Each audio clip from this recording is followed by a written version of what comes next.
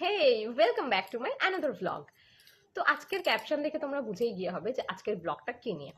তো ভিডিওর ফার্স্টেই বলে রাখি যে আজকে আমার মোটিভ কোনো শ্বশুর শাশুড়িকে বাজে প্রমাণ করা না, বা কোনো বৌমাকে খুব ভালো প্রমাণ করা না। আজকে বেসিক্যালি আমি এটা বলতে চাই যে সবের মধ্যেই খারাপ ভালো থাকে, বাট যখন একটা মেয়ে নিজের রুম, নিজের মা বাবা, নিজের আপনজন সবাইকে ছেড়ে একটা নতুন বাড়িতে আসে, নতুন লোকজনের মাঝখানে আসে, তখন ওই মেয়েটার থেকে অনেক গুণ বেশি অ্যাডজাস্ট করার দায়িত্ব নিতে হয় শ্বশুর শাশুড়ি এবং নতুন ফ্যামিলি মেম্বার্সদের। কারণ নতুন ফ্যামিলি মেম্বার্স যারা হচ্ছে, মানে শ্বশুর শাশুড়ি বর, তারা তো সবাই তো নিজের ঘরে আছে, নিজের সব কিছু, নিজের রুম, নিজের বাথরুম, নিজের লোকজনের মধ্যে আছে। বাট আসছে কে, নতুন মেয়েটা অন্য জায়গা থেকে আসছে, তো অ্যাডজাস্ট করা বা মানিয়ে নেওয়ার দায়িত্বটা অনেক বেশি সেই নতুন ফ্যামিলি মেম্বার্সদের ওই মেয়েটার থেকে। তো বেসিক্যালি আমি কিছু মানে আমার এক্সপিরিয়েন্সের ওপর বেস করে কিছু ইনসিডেন্ট বলে আমি আজকে বলতে চাই যে প্লিজ যারা এরকম করছে বা ইন ফিউচার যারা শ্বশুর শাশুড়ি হবে এবং যারা এরকম কিছু যাদের মেন্টালিটি হতে পারে, তারা প্লিজ চেঞ্জ করুন, প্লিজ। তার একটাই কারণ হচ্ছে যে এই শ্বশুর শাশুড়ির ব্যবহারের ওপরেই ডিপেন্ড করছে তিনটে জীবন। ফার্স্ট, ওই মেয়েটা যে অন্য জায়গা থেকে আসছে। সেকেন্ড, তাদের নিজের ছেলে যে সারা দিন কাজকর্ম করে বাড়ি ফিরছে এটা ভেবে যে আমি একটুখানি ভালো পরিবেশের মধ্যে থাকবো।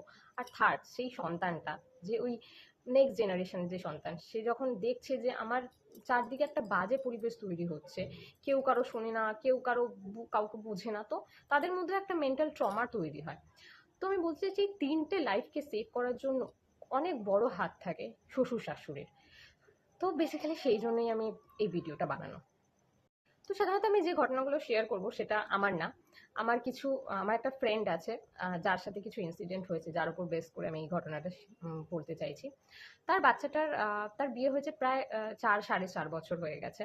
তো প্রথম দিকে সবকিছু ঠিকই ছিল, 1-2 বছর ঠিকই ছিল।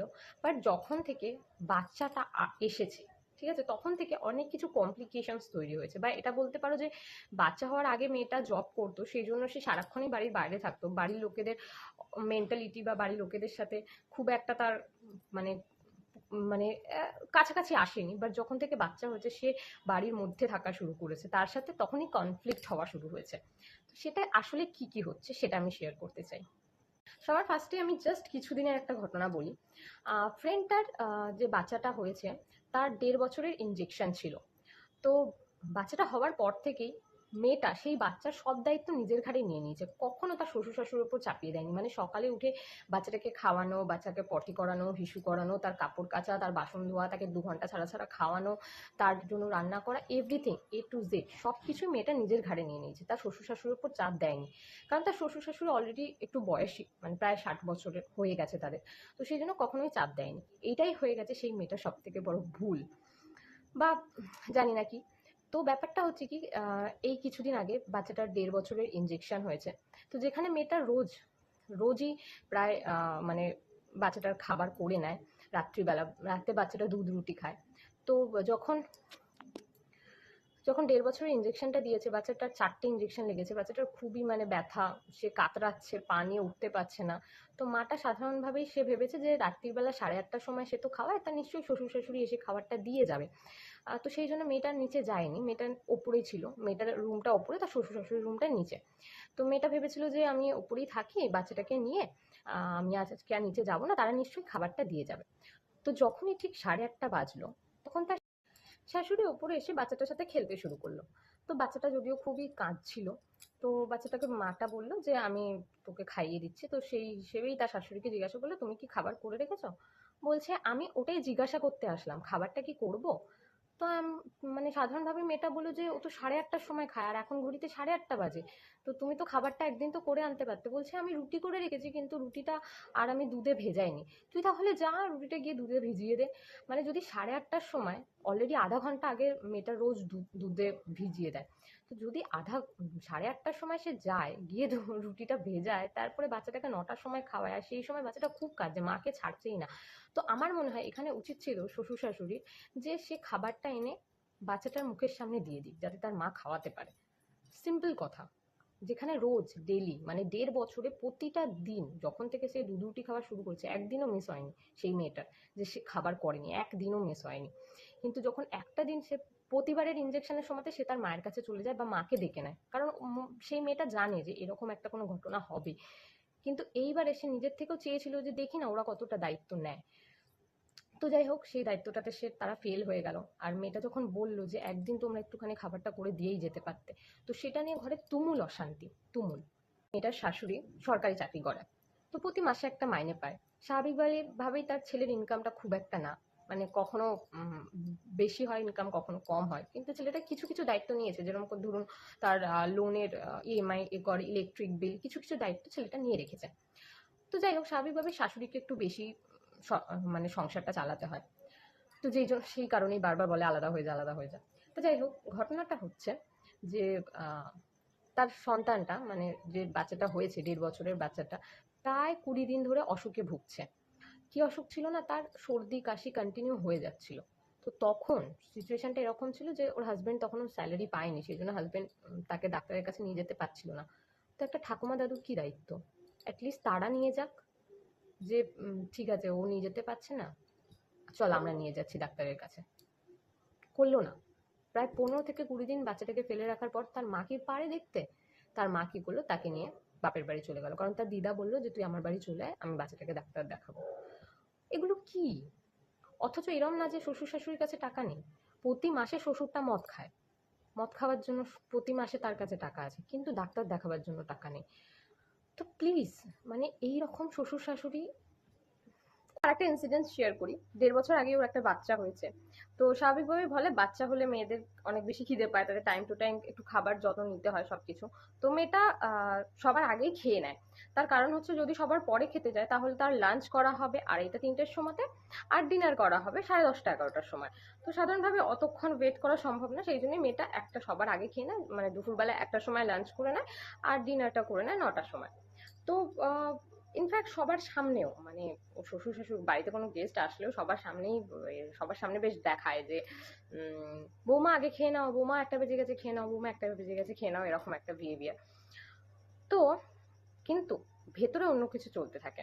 সেটা কিভাবে বুঝলো মেয়েটা, কিছুদিন আগে এরকম একটা ঘটনা ঘটলো, যে একটু খুলে বলি তাহলে বলতে সুবিধা হবে, বুঝতে সুবিধা হবে।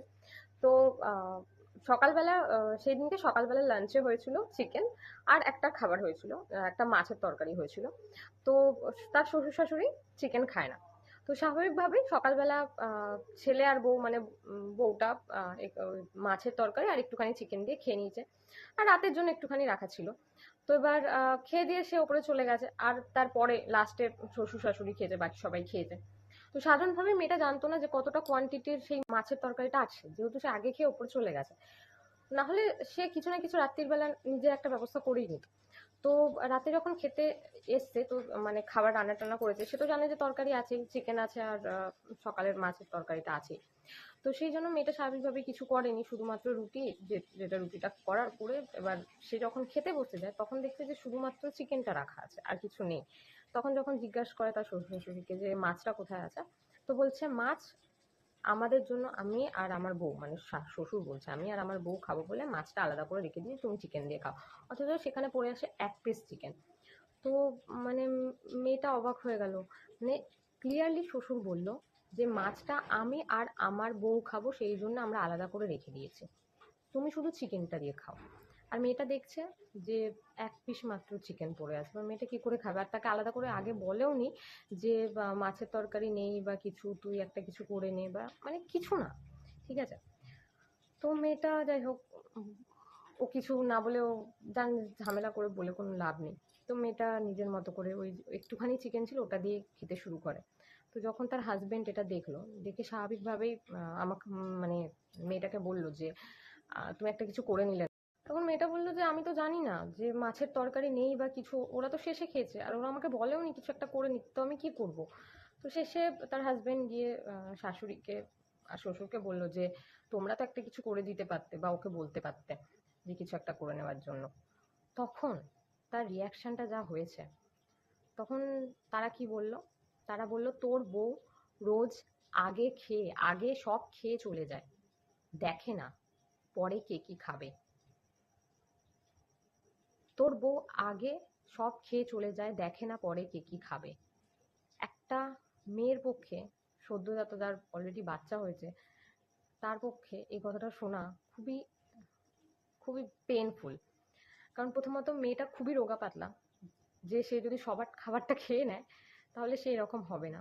আর সেকেন্ড, মেয়েটা এতটাই সভ্য, যদি 4টে রুটি রাতে দেখে পড়ে আছে, মেয়েটা 2টো রুটি খায়, 2টো রুটি রেখে দেয়। যদি দেখে রাতে 2 পিস মাছ পড়ে আছে, তাহলে সে এক আর্ধেকটা মাছ খায়, 1.5খানা মাছ রেখে দেয় হিসাব করে। মানে এই রকম মেয়েকে, তো মেয়েটা স্বাভাবিকভাবে শুনে মেয়েটার খুব রাগ হয়, খুব চিৎকার করে আর খুব ঝামেলা করে যে আমি 2খানা মাছ থাকলেও আমি যেখানে 8খানা খাই আর বাকিটা রেখে দিই, সেখানে তোমরা বলছো আমি আগে সব খেয়ে চলে যাই, পরে সবার পরে খেতে গেলে তো আমার 10টা 11টা বেজে যাবে, তো আমি কি করবো। তো এটা নিয়ে খুব ঝামেলাঝাটি করলো, কিন্তু শ্বশুর শাশুড়ি কি করলো, কিছু না বলে চুপচাপ থেকে একটা বাজে পরিস্থিতি তৈরি করলো। তো আমি সেই সব মানুষদের বলতে চাই যারা এটা ভাবে যে এই ঘরের বউটা খুব চিৎকার করছে মানেই এই ঘরের বউটা খুব বাজে। না, যারা চুপ আছে, চুপ থেকে তারা ভেতর থেকে কি কলকাঠি নাচে সেটা কি আপনারা জানেন? জানেন না। সেই জন্য শুধুমাত্র আওয়াজ বেশি বলেই যে সে বাজে, সেটা কিন্তু একদমই নয়। তো যাই হোক, এরকম হাজারো লাখো ইনসিডেন্ট আছে। আর একটা সব থেকে মানে ইন্টারেস্টিং ব্যাপার, যে তার শ্বশুর শাশুড়িকে পাড়া প্রতিবেশী কেউ খারাপ বলতে পারবে না, কারণ তারা সবসময় চুপ থেকে কলকাঠিটা নাড়ে। মানে তাদের কোনো কিছুতে কলকাঠি না, ঠিক তাদের কোনো কিছুতেই কোনো যায় আসে না। কেউ খেলো তাও কোনো যায় আসে না, কেউ না খেলো তাও কোনো যায় আসে না, কেউ মরলো তাও কোনো যায় আসে না, কেউ বাঁচলো তাও কোনো যায় আসে না, বিশেষ করে ঘরের বউটা। সেই জন্যই সেই জন্যই খুবই মানে ইরেসপন্সিবল তারা, যে ঘরের বউ খেলো না খেলো কোনো যায় আসে না, এটা মেয়েটা সহ্য করতে পারে না, সেই জন্য ঝামেলাটা হয়। আর বেসিক্যালি আশপাশের ঘরের বাচ্চাদের নিয়ে এত বেশি কেয়ার দেখায়, মনে হয় যে যারা পরের বাচ্চাদের এত ভালোবাসে তারা নিজের ঘরের বাচ্চাকে কত ভালোবাসবে। একদম না। ঘর জ্বালানে পথ ঢলানো একটা কথা। এরা চারপাশে সবাইকে দেখাতে থাকে যে আমরা খুব ভালো, কিন্তু ঘরেই আসল বোঝে যে তারা কি। খুব পেনফুল এই সিচুয়েশনটা। তো ব্যাক টু ব্যাক এরকম ইনসিডেন্টগুলোর পর মেয়েটা ভাবলো যে কি সমস্যাটা কোথায়। তো তার জন্য মেয়েটা এটাই ভাবলো যে হয়তো তার শ্বশুর শাশুড়িকে সকালবেলা রান্নাটা করতে হয়, সেই জন্য হয়তো তাদের এত সমস্যা হচ্ছে। কারণ রাতের রান্নাটা তো মেয়েটাই করে, যেহেতু রাতে বাচ্চাকে স্নান করানো, বাচ্চাকে আহ, এটা পটি হাগু এসব মানে অত বেশি বাচ্চাটার সাথে ইনভলভ থাকতে হয় না, সেই জন্য রাতের খাবারটা মেয়েটা নিজেই করে। তো মেয়েটা ভাবলো তাহলে সকালের রান্নাটার জন্য হয়তো এরকম করছে। তো তখন সে কথা বললো তাদের সাথে যে তোমরা একটু বাচ্চাটাকে দেখো, তাহলে আমি সকালের রান্নাটা করে নেবো। তো ওদের বক্তব্য যে আমরা বাচ্চা দেখতে পারবো না। এরকম তো অনেক বাড়িতেই আছে যেখানে মেয়েরা বাচ্চাও সামলাচ্ছে, সংসারের কাজও করছে, রান্নাও করছে, সব করছে। তো আমিও তো এটা বলতে পারি যে এরকম অনেক বাড়ি আছে যেখানে মেয়েরা বাইরে কাজে চলে যাচ্ছে আর তার শাশুড়ি বাচ্চাও সামলাচ্ছে আর সংসারের কাজও করছে। আমার নিজের ফ্যামিলিতে এরকম আছে, আমি দেখেছি। বাট আমি সেটা না বলে আমি বললাম অ্যাটলিস্ট বাচ্চাটাকে না ধরলে আমি আমি পারবো না। মানে সব মেয়েরা তো এক হয় না, তো সাধারণভাবে আমি বাচ্চাটা এত দুরন্ত যে 1 সেকেন্ডের জন্য বাচ্চাটাকে করা যায় না, চোখের আড়াল করা যায় না। বাচ্চাটাকেও দেখবো, তার সাথে আমি রান্নাও করব, সব তো সম্ভব না। তো সেক্ষেত্রে আমি যখন বললাম, বলছে না এটা আমরা কি করতে পারি। তারপর বললো জোর থেকে জোর আমরা 1 ঘন্টা ধরতে পারি বাচ্চাটাকে। লিটারেলি আমি একটা ওয়ার্ড ভুল বলছি না, 1 ঘন্টা ধরতে পারি, তার মধ্যে তুমি তোমার সব কাজ করে নেবে। মানে মেয়েটা বললো 1 ঘন্টা ধরবে, তার মধ্যে আমি কি করে করব। মানে ঠিক আছে, তাহলে মোটামুটি 12টা 12:30টার মধ্যে তো বাচ্চার সব কাজ কমপ্লিট হয়ে যায়, কারণ সকালবেলা উঠে তাকে 2 ঘন্টা ছাড়া ছাড়া খাওয়ানো, লাস্ট লাঞ্চ করে বাচ্চাটা 12টা 12:30টার সময়, তারপরে 1টার সময় ঘুমায়। তো মেয়েটা বললো আচ্ছা ঠিক আছে, তাহলে এটাও আমি করে নিচ্ছি, 12টা 12:30টার মধ্যে তো বাচ্চার সব কাজ হয়ে যাবে, চান করানো হ্যানা ত্যানা সব করিয়ে তাহলে 12টা 12:30টার সময় আমি রান্না বসাবো। একটুখানি লেট হবে, অ্যাটলিস্ট 1.5-2 ঘন্টা তো রান্না করতে লাগবেই, চারজনের খাবার। তো তখন আমি রান্না করি। তো মেয়েটা রোজ বাচ্চাকে সব কাজ টাজ করে যখন রান্না করতে যায়, তখন অলরেডি দেখে যে তারা রেগে মেগে মাথা গরম করে আমার জীবন শেষ হয়ে গেল, আমি সর্বনাশ হয়ে যাচ্ছে, আমার জ্ঞান হয়ে যাচ্ছে, ত্যান হয়ে যাচ্ছে, গজগজ করতে করতে রোজকে রান্নাটা করে। মানে এইসব ব্যাপারগুলো না, ইনফ্যাক্ট আজকাল এটাও হচ্ছে যে যেখানে বিয়ের প্রথম প্রথম বলা হতো যে মানে মেয়েটা রাতে রুটি খুব ভালো করে, সেখানে আজকাল কি শুনতে হচ্ছে মেয়েটাকে, মেয়েটা রুটি পুড়িয়ে রেখে দেয়। তো এই একটার পর একটা এরকম ইনসিডেন্টে মেয়েটা মেন্টালি খুবই ডিস্টার্বড হয়ে যাচ্ছে, যে কারণে সে না তার স্বামীর সাথে ঠিকঠাক করে সংসার করতে, আর না সে তার বাচ্চাটাকে ঠিক মতো করে প্রিপেয়ার করতে পারছে। মানে সবাই জানে, আশেপাশে সবাই জানে যে তার শ্বশুর শাশুড়ি খুব ভালো, তার শ্বশুর, কিন্তু আমি একটা কথা বলছি যে যারা চুপচাপ থেকে এই সমস্ত কাজগুলো করে তারা অনেক বেশি ডেঞ্জারাস হয়। তো ফাইনালি সব মিলিয়ে আমি জাস্ট একটাই কথা বলবো যে কাউকে, আমরা যারা ভবিষ্যতে শ্বশুর শাশুড়ি হব তারা অ্যাটলিস্ট আমরা এরকম করব না। আমাদেরকে এটা মাথায় রাখতে হবে যে না আমরা, আর সত্যি কথা বলতে কি, মেয়েটা সারা দিন বাচ্চাটাকে নিয়ে এরকমভাবে থাকে যে সে তার খাবার, মানে নিজের খাবার খাওয়ার টাইম পায় না, কিন্তু এদিকেও জ্বালা ওদিকেও জ্বালা, তারা কেউ নিয়ে যাবে না বাচ্চাটাকে।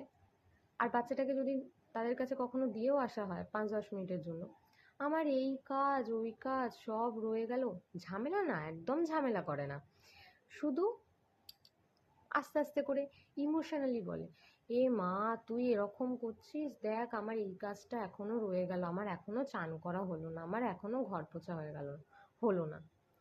এইসব কথা শুনলে অবশ্যই তার বাচ্চাটাকে নিয়ে চলে আসবে যাতে তারা কাজ করতে পারে। সেটাতেও সমস্যা যে আমাদের কাছে রাখে না। তো সব মিলিয়ে একটা বাজে পরিস্থিতির সাথে আমরা আমরা আমরা এরকম হব না, প্লিজ প্লিজ আমরা এরকম হব না। আমরা এটা বরাবরই দেখেছি, যখন ছেলেরা তাদের শ্বশুর বাড়ি যায় আর মেয়েরা তাদের বাপের বাড়ি যায়, সেখানে ছেলেদেরকে খুব আপ্যায়ন করা হয়। কেন? যাতে আমার মেয়েটা ভালো থাকে। ঠিক সেই কাজটাই যদি শ্বশুর শাশুড়িরা করে, যে আমরা বৌমাকে ভালো রাখবো, কারণ তাহলে আমার ছেলেটা ভালো থাকবে। এটা খুব, এই থিঙ্কিংটা যেদিন সব শ্বশুর শাশুড়িদের মধ্যে চলে আসবে না, যে আমরা বৌমাকে ভালো রাখলে তাহলে আমার ছেলেটা ভালো থাকবে, বৌমাকে যদি আমরা মেন্টালি টর্চার করি তো ও বৌমা নিজে ছেলেকে হয়তো টর্চার করবে না, কিন্তু ইনডাইরেক্টলি এফেক্ট করবেই ছেলের ওপরে। তো এই জিনিসটা যেদিন শ্বশুর শাশুড়িরা বুঝতে পারবে না, সেদিন কোনো বৃদ্ধাশ্রম হবে না, আমি বলছি। আমি সবাইকে একটাই কথা বলতে চাই, যে যারা শ্বশুর শাশুড়ি হবে বা যারা শ্বশুর শাশুড়ি এখন, তারা নিজেদের মেন্টালিটি প্লিজ চেঞ্জ করো, কারণ একটা ভালো শ্বশুর শাশুড়ি হয়ে ওঠা খুব প্রয়োজন। আমি একটা ছেলের মা, আমি জানি আমি যদি কোনো ভুল করি সেটা আমার কাছে রিটার্ন হবেই হবে। আমি এতটুকুনি বলতে পারি যে আমি কিছু হয় না, একটা অ্যাটলিস্ট আমি যে মেয়েটাকে আমি ঘরে আনবো তার আমি মা নাই হয়ে উঠতে আমার দরকার নেই মা হওয়ার, তার আমি শাশুড়ি তো হয়ে উঠতে পারি, একজন ভালো শাশুড়ি তো হয়ে উঠতে পারি। বৌমা কখনো মেয়ে হতে পারে না, শাশুড়ি কখনো মা হতে পারে না, খুব ভালো, এটা খুব রিয়েল। কিন্তু একটা ভালো বউ আর একটা ভালো শাশুড়ি হয়ে ওঠা খুব প্রয়োজন। আমি বলছি না সব শ্বশুর শাশুড়িরা খারাপ বা সব বউরা ভালো, বাট আমার মনে হয় যে অ্যাডজাস্ট করে নেওয়ার বা মানিয়ে নেওয়ার সব থেকে প্রথম কাজটা তো শ্বশুর শাশুড়ি হওয়া উচিত। কারণ মেয়েটা অন্য বাড়ি থেকে আসছে আপনাদের কাছে, আপনাদের নিজের ঘর, নিজের রুলস, নিজের সব কিছু নিজের এতে, তো আপনারা একটুখানি মানিয়ে নিন না মেয়েটার সাথে, বা মেয়েটাকে নিজের করে নিন। আরেকটা কথা আমার বলার আছে, যারা বলে না যে যদি ঘরের বউরা তার শ্বশুর শাশুড়িকে নিজের মা বাবা মনে করতো তাহলে কোথাও কোনো বৃদ্ধাশ্রম হতো না, আমি আমার এক্সপিরিয়েন্স থেকে বলছি, যদি শ্বশুর শাশুড়িরা বউদেরকে নিজের মেয়ে বলে মনে করতো তাহলে কোনো বৃদ্ধাশ্রম হতো না। যাই হোক, আপনারা দেখুন, আমার ভিডিও যদি ভালো লাগে লাইক শেয়ার সাবস্ক্রাইব, আমি তো বলবো এই ভিডিওটা সবাইকে শেয়ার করতে, এখনো পর্যন্ত আমি আমার একটাও ভিডিওতে বলিনি সবাইকে শেয়ার করতে, বাট এটা বলবো আমি সবাইকে শেয়ার করতে। বাই দ্য ওয়ে, দেখা হচ্ছে তোমাদের সাথে আমার নেক্সট ব্লগে। টান টাটা।